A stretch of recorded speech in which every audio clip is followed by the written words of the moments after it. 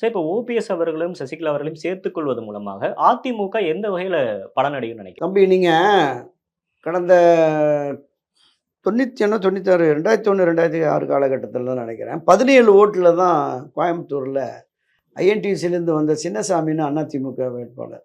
அவர எதிர்த்து போட்டியிட்ட சி.டு.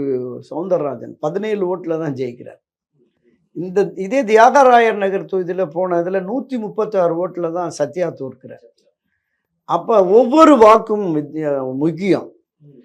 தென் மாவட்டங்கள்ல ஒரு 16 நாடாளுமன்ற தொகுதிக்கு உட்பட்ட 96 சட்டமன்ற தொகுதிகளில் குறைந்தபட்சம் 3%, அதிகபட்சம் 7% ஓபிஎஸ் சசிகலா ஆதரவாளர்கள் இருக்காங்க, இன்னும் இருக்காங்க. அந்த வாக்குகள் என்பது மிக முக்கியம்.